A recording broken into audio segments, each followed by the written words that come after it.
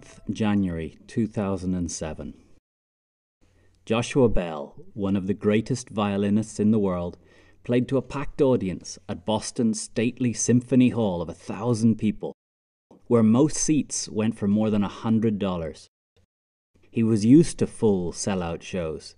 He was at the peak of his abilities and fame. 3 days later, Joshua Bell played to an audience of nobody. Well, maybe 6 people paused for a moment, and one child stopped for a while looking as if he understood that something special was happening. Joshua said of the experience, "It was a strange feeling that people were actually ignoring me." Joshua Bell was playing violin in a subway station. At a music hall, I'll get upset if someone coughs or someone's cell phone goes off. But here, my expectations quickly diminished. I was oddly grateful when somebody threw in $1. What changed? Same music, on the same violin, played with the same passion, and by the same man. Why did people listen and then not listen? Aristotle would be able to explain. What does it take to persuade people? 2,300 years ago, Aristotle wrote the single most important work on persuasion, Rhetoric, the 3 means of persuasion.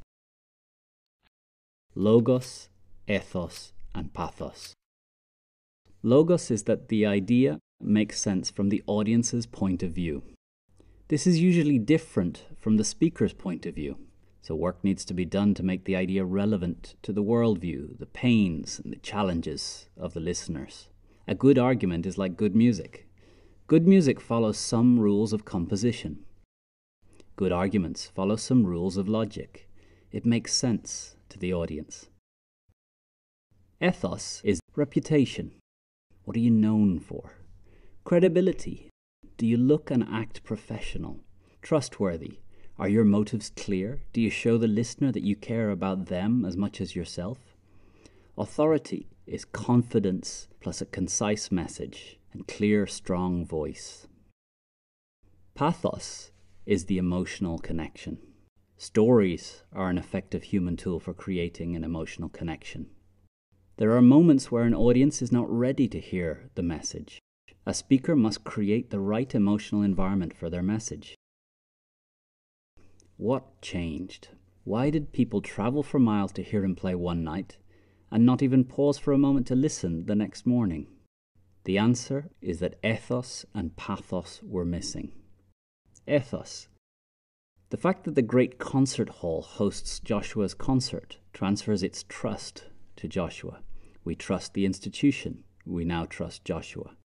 The subway does not have our trust for musical talent. We do not expect to find great art, great music, or great ideas. So it confers no trust to Joshua. Pathos. The concert hall is designed for an emotional bond between an audience and an artist. The subway platform is not. The hustle and movement and stress is just not conducive to the emotional connection needed between performer and listener.